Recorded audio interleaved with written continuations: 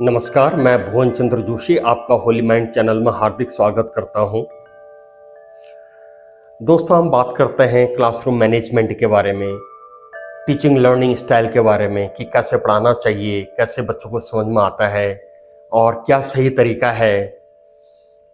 Teaching skills कैसी होनी चाहिए, बच्चों को कैसे ट्रेनिंग देनी चाहिए, बच्चों को कैसे सिखाना है और कैसे डिसिप्लिन में लाना है। ये सारी बातें हम करते रहते हैं और टीचर्स को ये बहुत ज़्यादा ट्रेनिंग इसकी मिलती रहती है। ये जितनी भी बातें हैं, classroom management, teaching learning process, इसमें जो एक बात समझनी है वो बहुत इम्पोर्टेंट है कि जीवन में जितना भी, धरती में जितना भी जीवन आता है वो संभावनाओं और समताओं के साथ आता है। वो चाहे पशु पक्षी के बच्चे हों, इंसानों के बच्चे हों, पेड़ पौधे हों, जिसका भी जन्म होता है वो जन्म हमेशा संभावनाओं और क्षमताओं के साथ होता है, जिससे कि वो अपने जीवन को हैंडल कर सके, अपनी लाइफ को जी सके। ये कुदरत ने दे रखा है, ये ऊपर वाले की कृपा है कि जितना भी जो भी जीवन आएगा धरती पे वो हमेशा संभावनाओं के साथ आएगा, वो हमारा हमेशा समताओं के साथ आएगा। बस अगर इतनी बात हमने पकड़ ली तो फिर अब हम उस समताओं को, उन संभावनाओं को कैसे तराशें, कैसे उनको एक दिशा दें, फिर वो या कैसा हमारा क्लासरूम मैनेजमेंट हो, क्या हमारा टीचिंग लर्निंग स्टाइल हो, क्या हमारा, किसको हम अच्छा स्कूल कहें, किसको हम अच्छी शिक्षा कहें, वो अपने आप ही क्लियर होने लग जाता है। बस इतनी सी बात इसमें है कि जो भी जीवन धरती में आ रहा है वो क्षमताओं के साथ आ रहा है और संभावनाओं के साथ आ रहा है। अगर इस बात को हमने समझ लिया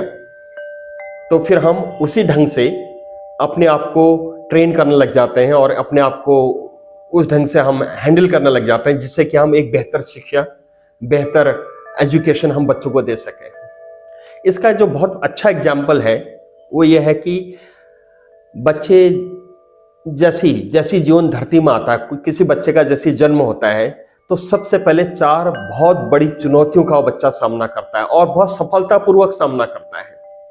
उसमें से जो सबसे बड़ी चुनौती है वह है तापमान के साथ तालमेल बनाना, टेम्परेचर के साथ।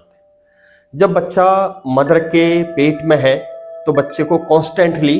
100 डिग्री फ़ारेनहाइट टेम्परेचर मिलता है और बच्चा बहुत कंफर्टेबल टेम्परेचर में रहता है। लेकिन जैसे ही वो धरती में आता है, जन्म होता है, उसको तुरंत 60-70 डिग्री फ़ारेनहाइट टेम्परेचर में एडजस्ट करना पड़ता है। और देखिए ऊपर वाले का करिश्मा, वो तुरंत उस टेम्परेचर के साथ एडजस्ट कर लेता है। जैसे बच्चे का जन्म होता है तो कुछ कपड़े उड़ाते हैं, कुछ उलन कपड़े, कुछ कंबल या इस तरह की चीज़ें, जिससे कि बच्चे को वो एक जो तापमान बनाया जा सके। और लेकिन बच्चा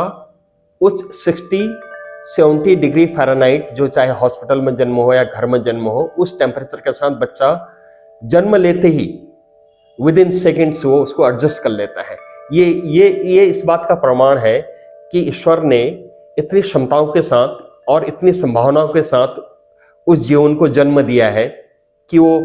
एकदम से 100 डिग्री फ़ारेनहाइट से 60-70 डिग्री फ़ारेनहाइट पर एडजस्ट कर ले रहा है। ये बताता है कि अथाह संभावनाएं हैं, अथाह क्षमताएं जन्म से ही बच्चों के साथ होती है। अगर हम दूसरी बात करें तो दूसरी बात में आता है ब्रीदिंग। जब बच्चा मदर के पेट में है, माँ के पेट में है, तो एम्बिलिकल कॉर्ड से, नाल के द्वारा मदर के साथ कनेक्टेड है और पूरी ब्रीदिंग प्रोसेस, जो सांस लेने की पूरी प्रोसेस है, वो उसी कॉर्ड के थ्रू, उसी नाल के थ्रू हो रही होती है, उसी नाल के माध्यम से हो रही होती है। जैसे ही जन्म होता है, नाल कटती है तो बच्चा तुरंत अपने दम पर सांसें लेने लगता है। ये दूसरा एग्जाम्पल कि उसको कोई ट्रेनिंग नहीं मिली है, उसको कोई बता नहीं रहा है, वो भगवान ने उसको वो क्षमताएं दे रखी हैं, ईश्वर ने वो क्षमताएं दे रखी हैं, वो संभावनाएं दे रखे हैं कि वो अपने दम पर अपनी सांसें ले लेता है और फिर आगे उसका जीवन बढ़ता रहता है। ऐसी हम अगर तीसरी बात की बात करें तो तीसरा मेजर अडेप्टेबिलिटी है कि नए धरती में आते ही एक नई दुनिया में जन्म हुआ बच्चे का, तो कैसे वो अपने आप को एडजस्ट कर रहा है और वो एडजस्ट करने के लिए जो क्षमताएं चाहिए और वो क्षमताएं कैसे कैसे शेप लेंगी, उसके लिए क्या संभावनाएं हो सकती हैं, वो ऊपर वाले ने तय किया हुआ है। तो तीसरी हम बात करें तो वह है सकिंग और swallowing। पीना है, बच्चे ने दूध पीना है,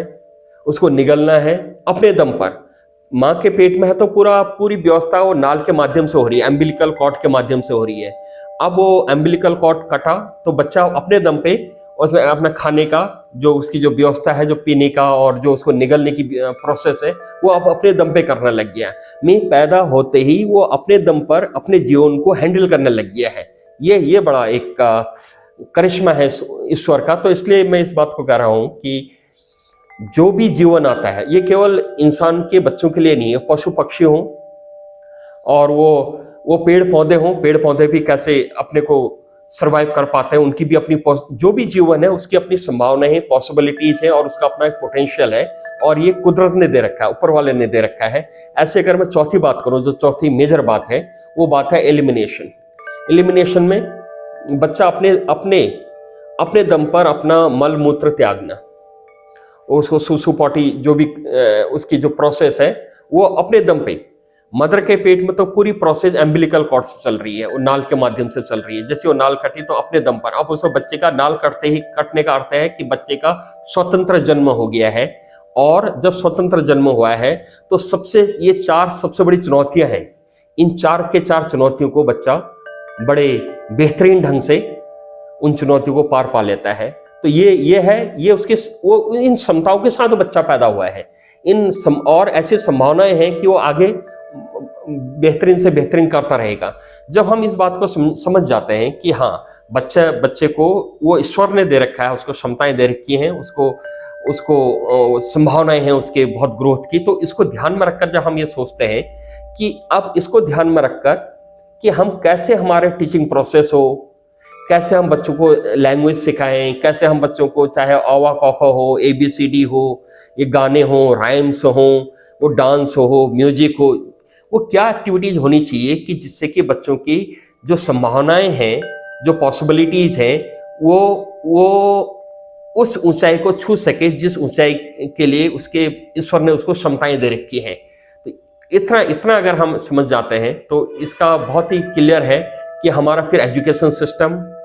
या फिर हमारा स्कूलिंग का स्टाइल, हमारा टीचिंग लर्निंग का स्टाइल, फिर हमारे घर में बच्चे के लिए जो व्यवस्थाएं करनी है,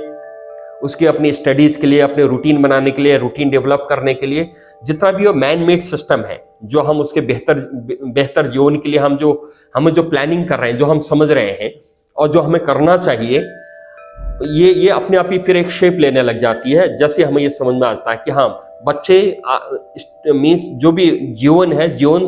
क्षमताओं के और संभावना के साथ जन्म लेता है और फिर हमें उसी में अपनी व्यवस्था को दुरुस्त करने में और बेहतर करने में, अपने सिस्टम को, अपने प्रोसेसेस को, वो घर में हो, स्कूल में हो, वो बड़ा आसान हो जाता है। क्योंकि ये 2 ऐसे इंस्टीट्यूशंस हैं, फैमिली इंस्टीट्यूशन और स्कूल इंस्टीट्यूशन, जहां पर बच्चे की क्षमताओं को एक शेप दिया जा रहा है, एक आकार दिया जा रहा है,